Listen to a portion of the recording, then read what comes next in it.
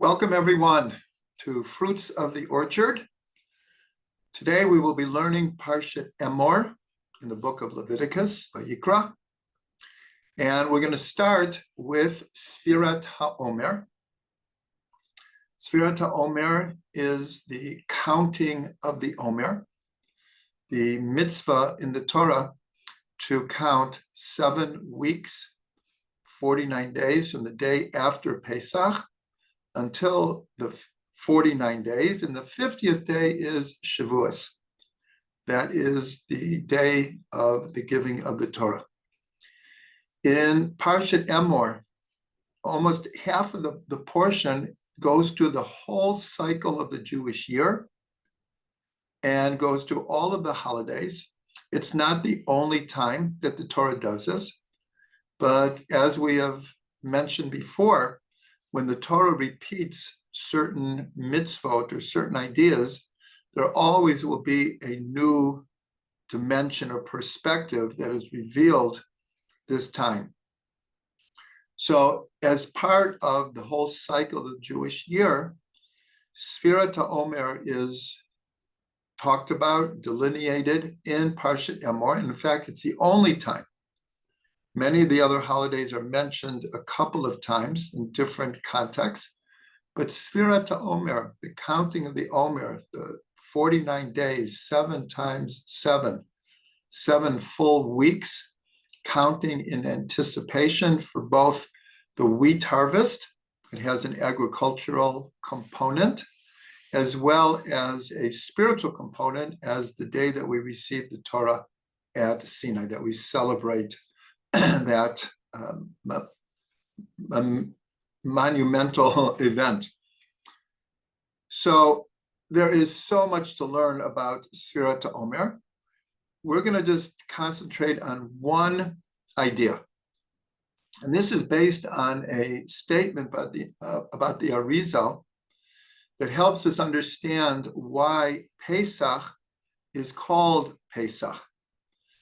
In English, we translate it as Passover, and it's a fairly good translation, though the word Pesach in Hebrew is more active than the idea of passing over. Passing over can have a very active element, but it also sounds somewhat passive. But we know that the idea is on the night of Pesach, when we came out of Egypt, God passed over the houses of the Jews while the firstborn of Egypt were being killed. And of course, this led to the next morning, all of Israel leaving Egypt. And so we call it Pesach. What's interesting, in the Torah itself, it is not called Pesach. The holiday is called Chag HaMatzot, the holiday of matzahs. We call it Pesach, more based on the Korban Pesach, the offering that's brought the afternoon before Pesach. This was in the time of the tabernacle, the temple. Everyone was commanded to bring a paschal offering, a Pesach offering, and that offering was eaten on Pesach night. So we call it Pesach. The Arizal mentions a deeper understanding of this. First of all, Pesach is on a full moon. So there's full moon energy in the air. It's not just any full moon, it's the spring full moon. So the spring is in the air. And in fact, the Torah says a number of times that Pesach has to be in the spring, because in the spring you came out of Egypt. In other words, there's something intrinsically connected, essentially connected between the energy of Pesach and even the theme and the meaning of Pesach and spring, rebirth, renewal. We will actually get more to that towards the end of the class. So the Arizal said that, okay, it's a full moon, but it's much more than that, that there's a certain energy Pesach night that it's practically electric. There's a tremendous influx of energy. So the Arizal says that in ordinary terms, in usual circumstances, the way that God's light filters down into this world is, in a sense, step by step, in gradations, because God's light is so strong we can't even imagine. We really can't even imagine how strong it is. And so God has to filter it, and it has to come down in levels, gradations. But the Arizal says on Seder night, God leaps over, passes over the usual structure of how light comes into this world. And there's just this influx of God's energy, light, holiness, divinity. And we feel it. Seder night is electric. The energy is just transcendental. But then the Ari says that right after the first day of Pesach, right after the night specifically of Pesach, God takes that influx away, and things return to their usual way that light enters the world. So that's how he explains this influx of energy on Pesach night, that God is passing over, is leaping. Pesach literally means leaping over. It has a much more active sense to it. So the interesting thing here is God kind of lets the light shine and then takes it away. And so what we want to explore now is there are a number of other cases where we see the same dynamic at work. And they're all very, very connected, as we'll see. So the next example of the same phenomenon of light being revealed and then taken away is the tradition of what happens to a fetus in the womb. That a fetus in the womb is taught, the whole Torah, we're told that an angel teaches the fetus the entire Torah. And again, we're talking symbolic, allegorical language here, that there's a candle lit in the womb as the angel is teaching the Torah. And then right before the fetus is born, the angel touches the baby, right, the little cleft. You can't see it because of my mustache, but the cleft above the lip, and the baby forgets everything. So in other words, for 9 months, the whole Torah is revealed. The light is revealed. There's the candle, as it were, of God is accompanying the child in the womb. And then it's taken away. Everything is forgotten. So we see it. There's a very similar dynamic here. We're told, though, the obvious question is, especially in this case, if the child is taught the whole Torah for 9 months, and it was known all along that the baby would be touched and he or she would forget everything, what was the purpose of teaching in the first place? A pretty obvious question. And the way they answer it, and it's a very, very real answer, is that on the, let's say what's called the outside, a person forgets everything. But there is an impression, a reshimu of that wisdom and knowledge and teaching that stays with the soul, but it's dormant. And so this is something that many, many Balei Tshuva, those who return to Judaism, experience in a very real way. Is, let's say, it doesn't matter how old someone's, 10 or 20 or 30 or 40 or 50, and all of a sudden, from many different circumstances, they are they are put into contact with Jewish teaching, or they have an experience of a holiday or Shabbat or a mitzvah, and all of a sudden, like their whole life changes. And the feeling for many, many people when this happens, no matter what the spark is, the feeling is, this is familiar to me.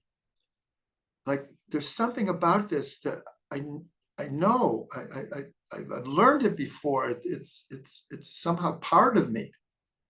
And that's why it's such a strong experience, because it's there the whole time, but it needs a spark to wake it up. So now let's go to another example. And this is the original light of creation. We're told on the first day, God said, let there be light, and there was light. And we're told that, Rashi tells us, that this light was a infinite, spiritual, elevated kind of light. But God saw, actually the next verse after it says, and God said, let there be light, and there was light. It says that God saw the light, that it was good. And so Rashi says something we wouldn't think of on our own, because the light is good. What's there to comment on? But Rashi says that God saw the light, that it was good to hide it away for the righteous in the time to come, so that evil people do not have access to this light.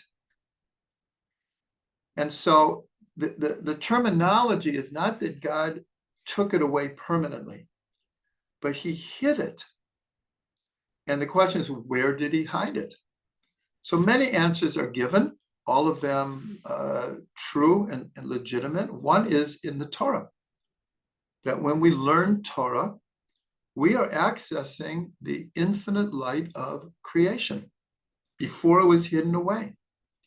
Another answer is in the menorah in the temple, that this shone, this original light. In Hebrew, it's called Or HaGanuz, the hidden light, the light that was hidden away. Another answer is in the Chanukiah, that we light on Chanukah. And the other answer is in Shabbat. And this is actually one of the secrets of women lighting Shabbos candles to usher in Shabbat, that we're bringing back this hidden light. So here we see the same dynamic again. And we're told that Adam and Eve in the Garden of Eden for 36 hours had access to this light.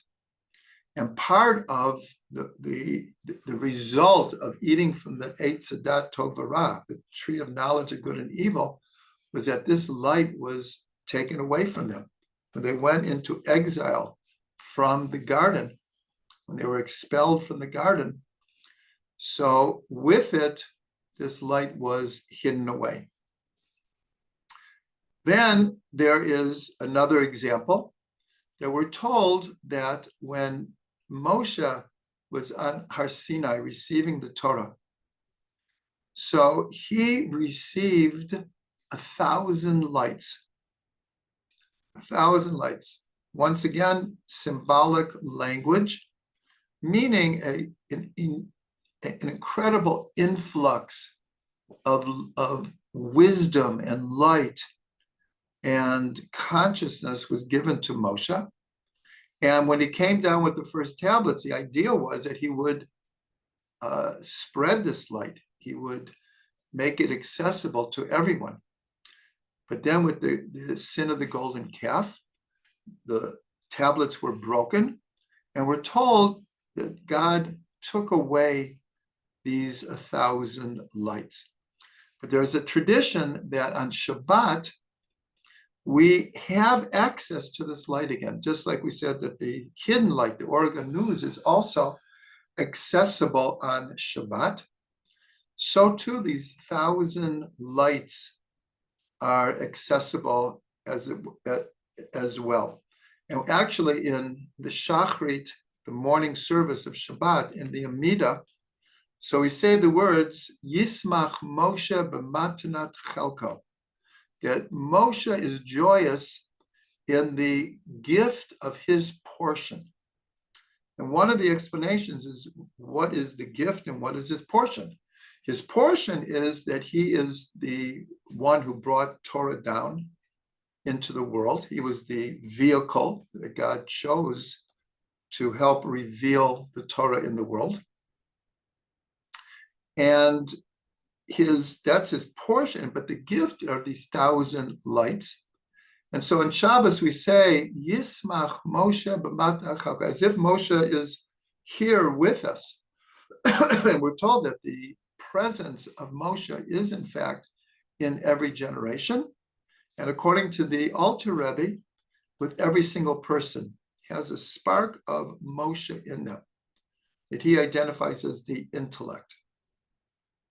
So on Shabbos, in a sense, we all can be happy with this gift of an extra abundance of spirituality that we feel on Shabbat. So we have many examples of this idea of light being revealed, given, and then taken away or hidden. The most primordial of all of them is that before creation, so there was nothing but the infinite light of God. And in order to create a physical, as it were, independent world, so the Ari explains the concept of tzimtzum, that God had to contract his infinite light in order to make a place for the world. So here again, this is the most primordial of all of them, is first, God's light is all there is. We could call it revealed, but that's just all that there is. And then God has to contract, as it were. We learn in Chassidut that the contraction is only from our perspective. From God's perspective, there was no change, as it were. This is quite paradoxical and a whole subject in of itself. But here we see that God, as it were, contracts, hides his light, so there could be an independent existence other than just God. But truthfully, that's one of our teachings. Ein od milvado. Ultimate, there is nothing but God. And that's what we say. From God's side, nothing changed. It's only from our perspective. But part of our perspective is to realize ein od milvado. There is no other but God. So this dynamic, for those who a while ago followed our mini-series on Tuesday night about exile and redemption. So this dynamic reminds us very much of the dynamic of exile and redemption. But here it's redemption, the sharing of light, the giving of light, and then it's the exile of it being taken away.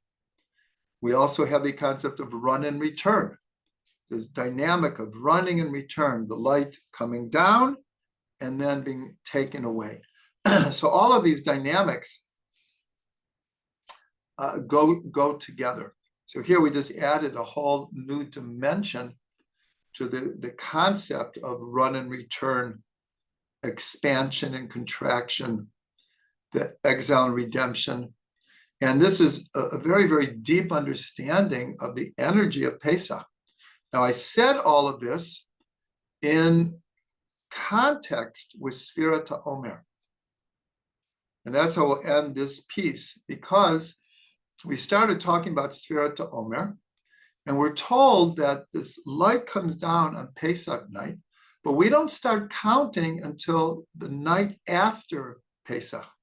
So we're told that one of the many, many ideas and levels of understanding the purpose of counting these 49 days is that we now have to make ourselves into a proper vessel to, in a sense, earn receiving that light again.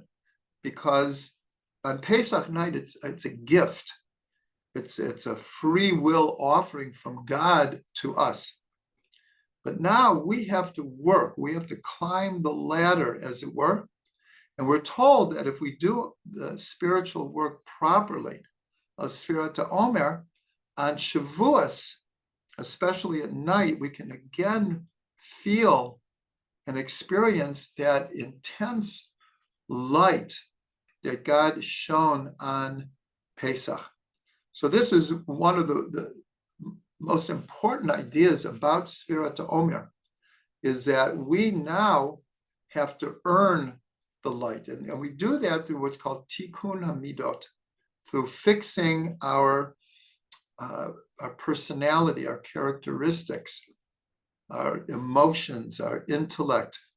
And we do it day by day through the counting of the Sfirot. So that's one of many perspectives of Sfirat Omer, this idea of recapturing the light, but mostly by fixing ourselves so we will be proper receptacles for this light and will, in a sense, earn the gift of the light. So that was our first article. That's in Fruits of the Orchard on this Parsha of Emor. Now we're going to go to the third article, which is on page 332. It's called Declaring the Holidays. As I mentioned, the Torah portion of Emor goes through a whole cycle of the Jewish year with many details and new perspectives. So we're told in the Mishnah of Sanhedrin about the idea of sanctifying the months. And this was the role of the Sanhedrin, the high court. And it was done through witnesses. Until the 4th century CE, there was no written calendar. The Jewish people had no written calendar. The months were declared by the Sanhedrin based on witnesses seeing the new moon. As you probably know, the Jewish calendar is a lunar calendar, but with the unique component of taking in consideration the solar calendar as well. And that's why we have 7 leap years out of every 19 years. There's a 19-year cycle, and there will be 7 leap years. And the purpose of the leap year is because the solar year is 365 days, but the lunar year is 11 days shorter, 354 days. And so therefore, if we don't make calculations to unify the solar and the lunar year, Pesach will not occur in the spring.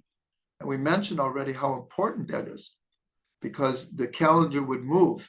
And the example is, and this is not a value statement whatsoever, is the Muslim holiday of Ramadan.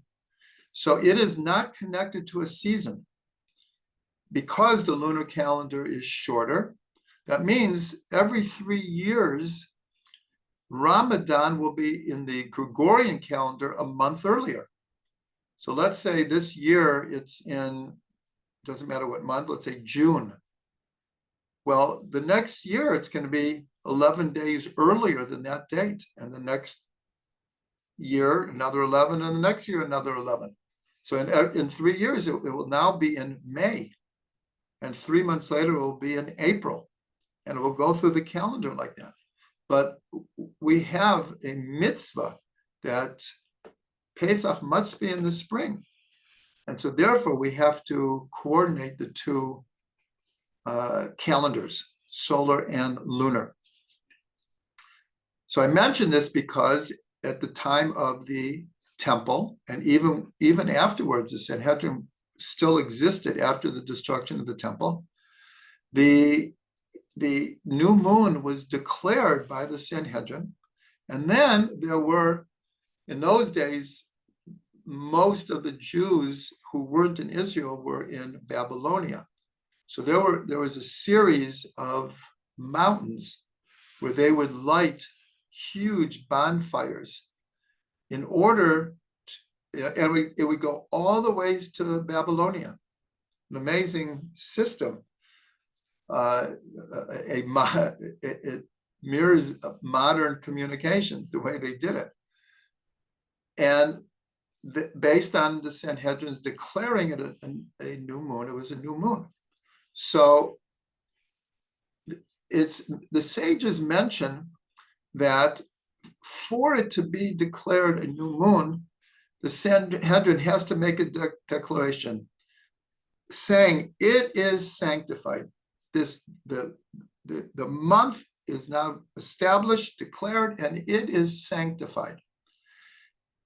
And the sages say that after they say it, all the people who are there repeat it and say it is sanctified. So they ask, well, how do we know that? How do we know that the people also have to say it is sanctified?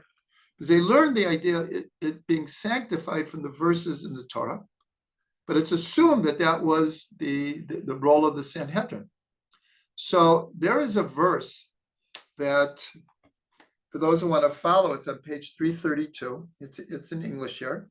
So it says, "Speak to the children of Israel and say to them, God's appointed holy days that you shall designate as holy occasions, they my appointed holy days." So in Hebrew, it reads like this. And the point is, what does it mean, they? It sounds very redundant. These are the holidays. But it says, they are the holidays. So it reads like this. Daber b'nei Yisrael v'amarta alehem. Speak to the children of Israel and say to them, Moedei Hashem asher tikra'u otam mikra'ei kodesh. The special holidays of God, you shall call them, you shall declare them, that they are holy convocations. Eila Haim Moedai. Now it could have just said Eila Moedai, these are my holidays. But it says, they are my holidays. So from this, the sages learn these are declared by the Sanhedrin. And the they is teaching us that the people also have to be involved and say it is sanctified. So this might sound like just a small point, but it's indicative of a very important idea. And that idea is that we are partners with God. And this is not a given. Usually we think of God as the ruler, is the king, is the shepherd, is the master, is the all-knowing and the all-powerful. How can we say we're partners with him? We're God's subjects. We're God's servants. We try to serve God loyally. We try to serve God, and we take great pride in being called a servant of God. That's the highest compliment that the Torah gives Moshe, that God gives Moshe, is he's called Eved Hashem. He's called a servant of God. So what is this idea of being a partner with God? This, like I said, it's almost a revolutionary concept. So there's a couple of sayings in the Talmud that point out this idea of partnership. One of them is that anyone who says the passage of Vayechulu is the end of the 6 days of creation. in the creation story in Bereshit, in Genesis. Then it's about Shabbat. And it says, when God finished all the work that he did, he rested on the seventh day. There's a whole passage. So it says, anyone who says that passage on Friday night on Shabbat becomes a partner with God in creation. And in fact, on Friday night, we say this passage 3 times, because this is the concept of chazak, chazak, nitchazek, the idea of what's called a chazaka, which means to be strong, to be strong, to be strong, and to be strengthened. And we have a concept that when a person does something 3 times, it takes on an established reality. It becomes a focus for continued action. So we actually say it 3 times, twice in synagogue as part of the Friday night prayers, and in Kiddush, when we sanctify the day on a cup of wine or grape juice. So we say it 3 times. And so the idea is we become partners with God. There's another statement in the Talmud that any judge, and in a sense, this could be any person who's in a position of judging, who judges righteously, who conducts a righteous judgment, becomes a partner with God in the creation of the world. Now, here, the given is that creation is an ongoing project. It's not a one-time event that happened, and then God went on vacation, and the whole thing just works automatically. That certainly is not a Jewish belief. We believe that God is intimately involved in the world, in our lives, and creation, as we say every day, that God in his goodness renews the acts of creation every single day. So when it's said that we become a partner with God, and remember in the verse that we read, it's God is declaring what his holidays are. He's saying, my holidays. But he gave it over to the Sanhedrin and to the people to declare the holidays. And because of a lunar calendar, it's not as black and white as a solar calendar. There's actually room to move. And without going into the details, there's actually 6 different possible lengths of a Jewish year. It's not just 365 days. It can be 6 different possibilities, which is a whole other discussion. But the idea that we have to declare the new moon. See, all of the holidays are dependent on when the new moon is declared, because we, as we said, until the 4th century, when the Sanhedrin stopped working, in a sense, its authority ended, then a calendar was made, and we follow a calendar now. But for approximately 1700 years, the Jewish calendar worked through the declaration of the elders in the Sanhedrin as to when the new moon is, that will declare when the holidays are. So that's why the new moon is so important. So there's one more, even call it a support for this idea of us being partners with God. This is a very, very important concept in a Jewish outlook. Now, obviously, it's true that God is king and master and involved in running the world, but that God chooses and desires that we play a part with God in running the world. is just a very, very important idea that is one of the basics of a Jewish world view. So this support comes from the end of the passage of Vayichulu that we mentioned before, that we say 3 times on Friday night. And that is, the end is, Asher bara Elokim la'asot, that God rested from all of the work that he had made. And then it says to do. Asher bara Elokim la'asot, that God made to do. Everyone asks, well, what is that last word, la'asot, to do? It sounds very redundant. So the answer is, everything that we've been saying is that creation is a work in progress, and we have been chosen by God to be partners in the continuation of the world, but more than that, in the rectification of the word. That the word la'asot, to do, is compared to the meaning of to fix, to repair, to heal, and to rectify. And so that's why the concept of what's called tikkun olam, the fixing the world, rectifying the world.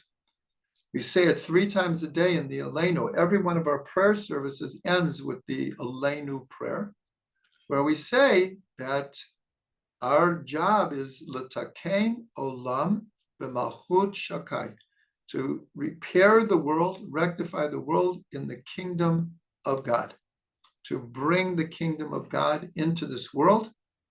And Bezrat Hashem, we will see a full manifestation of that in the Messianic era. So since we've been talking about fixing the world and repairing the world and being a partner with God, and all of this is coming through this idea of sanctifying the new moon. So when we were about to come out of Egypt on the 1st of Nisan, God gave the Jewish people the first mitzvah to all the people. Before that, there was a mitzvah to Adam, Peru or Ravu. There was a mitzvah to Avraham about the covenant, circumcision. There was a mitzvah mentioned about not eating, it's called the Gira Nasheh, the ligament of an animal in the leg because of where Yaakov was injured when he fought with the angel. But the first mitzvah given to the entire Jewish people was on Rosh Chodesh Nisan.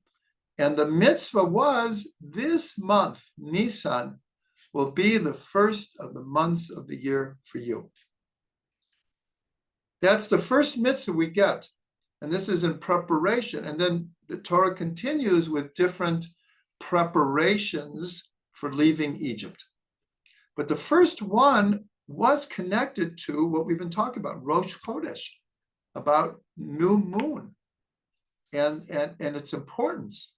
So along with the idea that we have a lunar calendar, and according to tradition, it wasn't just that this month of Nisan will be the first of the months for you. The tradition is, along with that, God taught Moshe all of the intricacies, practicalities, and the mystical meanings of the Jewish calendar and the cycle of the year. And that is this week's Parsha, Emor, all about all of the holidays. But they're all based, in a sense, on Rosh Chodesh. And that's one of the reasons we're told when the Greeks started to put pressure on the Jews of Israel right before the holiday of Hanukkah to become more Greek and to wipe out the Torah. They started with 3 mitzvot. They forbade 3 mitzvot: Shabbat, circumcision, and Rosh Chodesh. And so we can easily understand Shabbat. It's such an important part of a Jew's life. Every 7 days is Shabbat. They wanted to nullify Shabbat. Circumcision, because this is the sign of the special covenant between God and the Jewish people. But it's a little bit not taken for granted that the third one would have been, you can't keep Rosh Chodesh, you can't declare the Rosh Chodesh. Why? Because if we did, meaning if we didn't, how would we know when the holidays are? And then the whole system of Jewish lifestyle would fall apart. So now we can understand why the Greeks chose, which seemingly is maybe not the most important thing, Rosh Chodesh, but it is. It is very, very important. You can't have a calendar. You can't have the flow of the holidays without knowing when the first of the month is. So, but along with that is the whole idea. Here we're slaves in Egypt, and we're getting ready to come out. And so the first mitzvah we're told is about becoming a master of time. A slave is not a master of their own time. They're at the whim of their master. They don't control their time. They don't control anything, but especially time. So one of the important ideas about Rosh Chodesh is that without a sense of controlling time, one in essence is still a slave. That's why, very truthfully, a lot of people who work at jobs that they don't necessarily like, and anyone who's been in that position knows how frustrating that is. But we need to put food on the table, we need to pay the rent, and sometimes we end up doing things that we really don't like doing, but we have to pay our bills. So just as an aside, one of the greatest blessings in the world is to love the work that one does. I bless everyone to be in that situation. So, but I brought this example because we can understand, even in modern terms, if we're not really controlling our time, we're punching a clock from 9 to 5, doing someone else's will, so we can understand how frustrating that can be. And we could call it, in a sense, a modern state of slavery in a way. So the idea of being able to control one's own time and to use time in the way that one wants to. So this is a sign of freedom. And that's why it's the first mitzvah given to the Jewish people. Now we'll go to the third article, which is actually the second in Fruits of the Orchard on page 329. And this is called Sanctifying God's Name. And here we only have a short time left. But one of the mitzvahs in the Torah is in this parsha, and it says like this: "You shall not desecrate my holy name. I shall be sanctified amidst the children of Israel. I am God who sanctifies you." So here the mitzvah is not to desecrate God's name, and the opposite, to positively sanctify God's name. So these are two expressions in Hebrew. One is called Chilul Hashem, desecrating God's name, and the other one is Kiddush Hashem, which means making God's name holy, sanctifying God in holiness. So there are many, many, many ways that the sages talk about, well, how do you do this mitzvah? What does it mean to desecrate God's name? And what does it mean to sanctify God's name?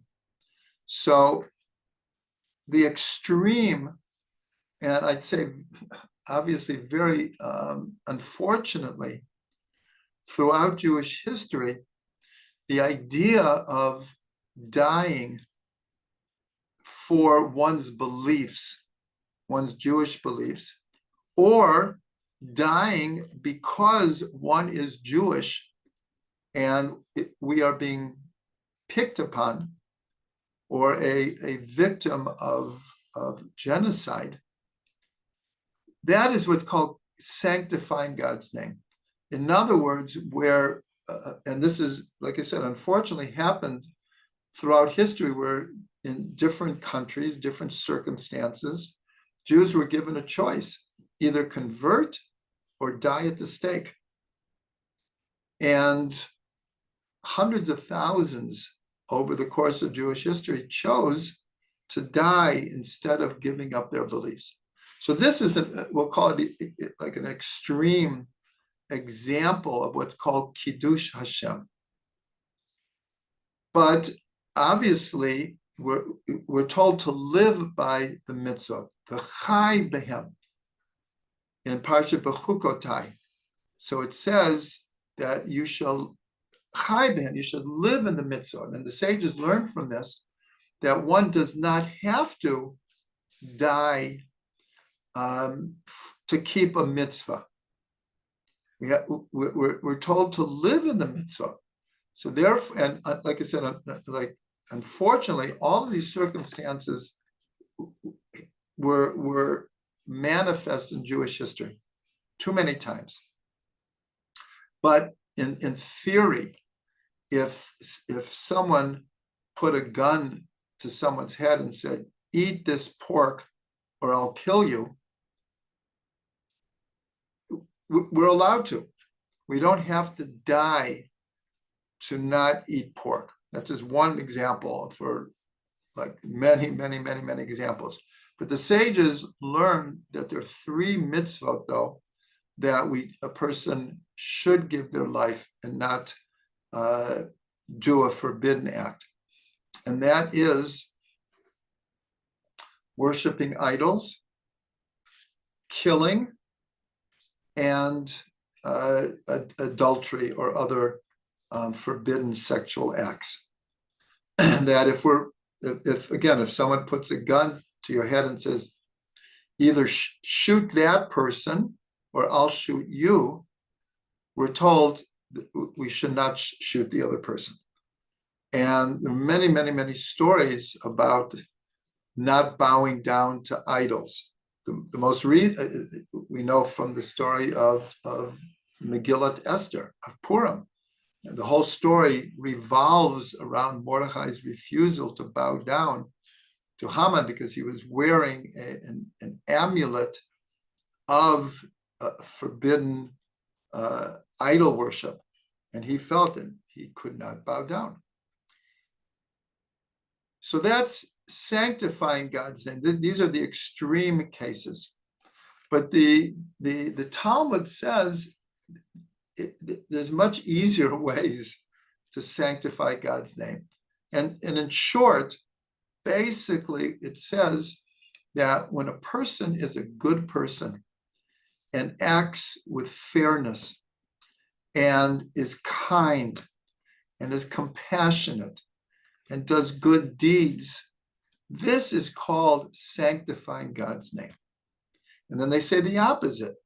When someone is mean and cruel and egomaniac and pushes people around, and we're not even talking about doing forbidden things. That almost goes without saying, that doing forbidden things in public is, in a sense, desecrating God's name. So that's what the Talmud says. In other words, it's not a matter of just life and death. That's the difference between sanctifying God's name or not sanctifying God's name. It's the idea that by being a good person and upholding the Torah and acting in a godly manner, this is sanctifying God's name. And the importance of this is because the Jewish people, in a sense, are God's messengers in this world. We have the mission of bringing God's light, to be a light unto the nations, to be an example.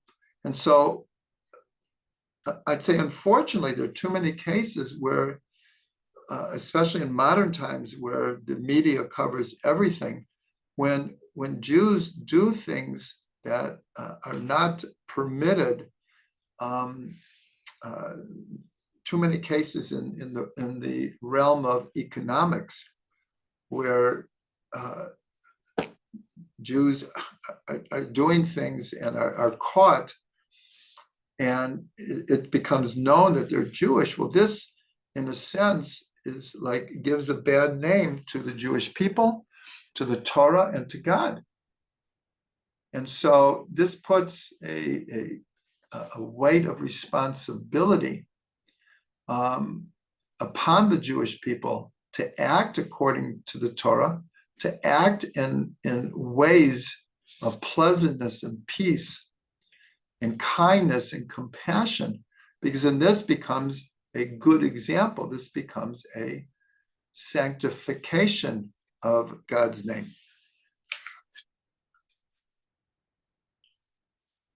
So I'll end with a very innovative idea from Rabbi Ginsburg. So along with this idea of sanctifying God's name, in the extreme case that we talked about, where a person would choose or rather die than supersede the Torah or the commandments of the Torah, or to do one of the three forbidden acts that we're told that it's better to die than to do them. So the whole concept of what's called Kiddush Hashem is connected to another concept called Mesirut Nefesh, which means literally giving over one's soul. And this is a very common term for any time a person goes beyond the ordinary energy that a person might have, or goes beyond the letter of the law, or goes beyond what can be expected in any particular circumstance. They really put themselves out. They really extend themselves. So in English, extending yourself, putting yourself out, is translated as Mesirut Nefesh. You're giving over your soul. You're really putting your whole energy and focus in doing something, and especially helping other people. So Rav Ginsburg says there's a concept in the Torah, in the Talmud, that God also keeps all of the mitzvot. And some of the examples they bring from the Torah is, like, for example, when after the circumcision, God comes to Abraham in a vision. And so the sages say it was like he was visiting the sick. And after Adam and Eve ate from the tree, well, before they were naked, so God then clothed the naked. And many examples, there's an idea that God buried Moshe. So Rav Ginsburg asks, so if that's so, how does God do Mesirut Nefesh? How does God, in a sense, sanctify his name through going beyond what could be expected? So that already we're talking human terms of God going beyond what could be expected from his perspective. Nonetheless, Rav Ginsburg brings a very innovative idea, and it's something we mentioned at the beginning of the class, and this will, in a sense, tie the whole thing together. This idea, we're talking about how light is revealed and then taken away, how expansion and then contraction, run and return. So as we mentioned, before there was creation, there was nothing but the infinite light of God. And so Rav Ginsburg explains that from God's perspective, as it were, and we're talking human terms, by God contracting his infinite being or hiding that infinite light, so a semi-independent or the illusion of an independent world other than God could come into being, is the ultimate act of Mesirut Nefesh. That God is hiding himself,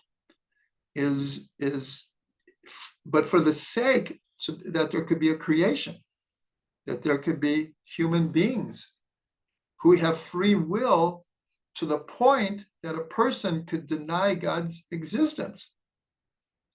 So you would think if God is all powerful, why would he want to create creations that could deny that he even exists? And yet this is God's Mesirut Nefesh, showing the love that he exhibits to his creation by giving us a sense of independence, a sense, like we said during Sfirat Omer, of earning the light through our own work, earning the definition of being B'Tselem Elokim, of being an actual image of God. This is God's ultimate Mesirut Nefesh. So this gives us a lot to think about, and just bless us all that we can earn God's light, we can earn God's trust, and we can earn God's faith in us, that he makes us a partner in creation.